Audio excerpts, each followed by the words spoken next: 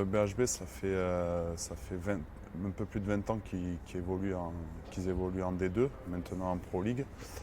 Et le BHB, ça représente quoi dans le paysage du handball? Ça représente en fait un club où il est difficile de venir y gagner.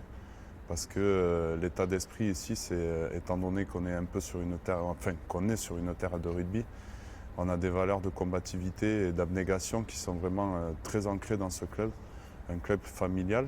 Et donc on vend chèrement notre peau et il faut vraiment, c'est vraiment notre identité ça, se battre jusqu'à la fin pour obtenir des victoires. C'est-à-dire si je suis joueur adverse, pour venir gagner ici à Billère, il faut que je mette des crampons. Je ne sais pas s'il faut mettre des crampons, mais je sais que les joueurs, enfin les équipes quand ils viennent ici, ils s'attendent à avoir une grosse intensité et beaucoup d'agressivité. Et donc généralement les équipes sont un peu réticentes pour venir ici. C'est pas quelque chose qui date d'hier, c'est vraiment quelque chose qui est historique, hein. Le BHV est un club ancien et au fur et à mesure des années, une dimension de quelque chose de rude s'est forgée. Oui, oui, tout à fait. Oui. Ben, cette rudesse, comme tu viens de l'évoquer, avant était beaucoup plus marquée parce que là maintenant, avec l'évolution des règles, de la vitesse et la présence de la télé, il faut faire attention à ce qu'on fait. Mais avant, c'était vraiment, entre guillemets, un combat de rue quoi, pour venir ici. Ça c'est pour le BHB. Le territoire, on est en Béarn. C'est quoi justement le symbole ici pour ceux qui ne connaissent pas? Le Béarn, comment tu le définis? Bah, ici, on a la chance d'être déjà le sud-ouest. Je pense que c'est quelque chose, quand on évoque le sud-ouest, on évoque toujours cet esprit de convivialité, côté festif qui est ancré dans cette région.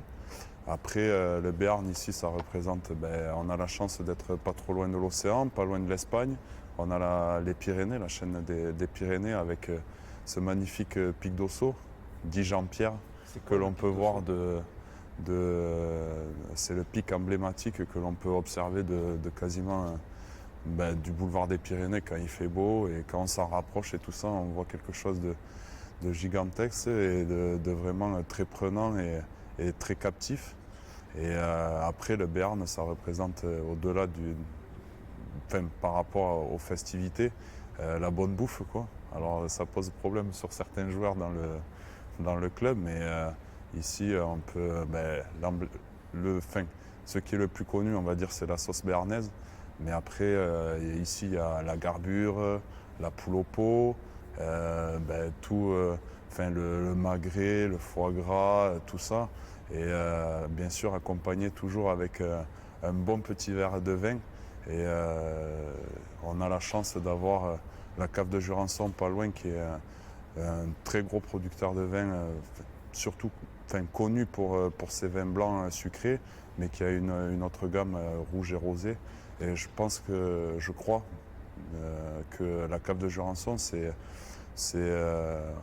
on va dire, l'entreprise la plus visitée de France. Et on a la chance de les avoir comme partenaires et de temps en temps de pouvoir déguster un bon verre de vin, c'est vraiment sympathique. Pour revenir, le pic du Midi d'Ossau, là aussi pour ceux qui ne connaissent pas, donc c'est quoi ce pic du Midi d'Ossau? Il est même sur les maillots, en symbole les deux. Ouais, Les deux ouais, noms. on voit, on va dire, comme une dent en fait, et on l'a sur notre maillot. Je crois, enfin, il n'y a pas que nous qui l'avons sur le maillot aussi, hein, la section là aussi, et c'est représentatif, c'est quelque chose de très représentatif ici. Et c'est quelque chose de, quand on va se promener dans les Pyrénées et qu'on est au pied du pic du Midi, on peut voir un énorme caillou qui est vraiment qui est absorbant, on va dire, qui est vraiment absorbant et attirant. Et c'est quelque chose de vraiment très représentatif. Alors je sais que dans la vallée d'Ossau, il l'appelle le Jean-Pierre. Et donc ça me fait sourire ce nom. Mais c'est vraiment quelque chose de représentatif. On va dire, c'est une grosse masse ancrée dans les Pyrénées et qu'on peut observer quand il fait beau un peu partout. Et c'est vraiment représentatif de ce sud-ouest. On se souvient qu'en début de saison, tout le groupe était allé camper au pied du pic du Midi d'Ossau.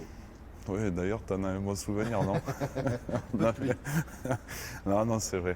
C'est vrai qu'on a la chance de pouvoir aller s'aérer, on va dire, et aller en montagne. Et c'est pour forger une équipe et se ressouder et tout ça. Et en plus, le moment qu'on a vécu cette année avec cet orage, ça nous avait lancé la saison et on avait vraiment vécu un bon moment pour se ressouder et pour faire démarrer la saison. Et ça a été très important. Ça a été le fer de lance un peu de cette saison-là. Quand on parle de camp, qu'est-ce que ça t'évoque? Les Vikings de Caen, ça a toujours été des matchs assez engagés, on va dire, sur les dernières années. Ça a été des matchs engagés où chaque fois, que ce soit chez eux ou chez nous, un rude combat.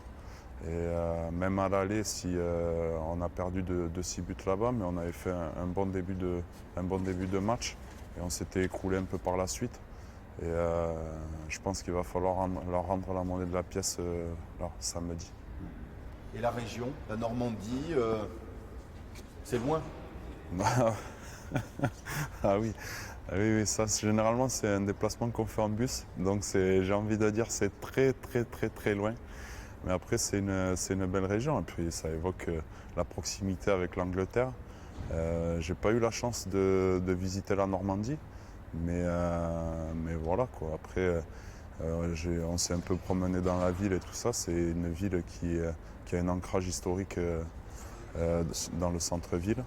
Et donc voilà, mais après quand généralement on y fait l'aller-retour, donc on n'a pas le temps de trop s'étendre et de visiter tout ce qu'il y a autour.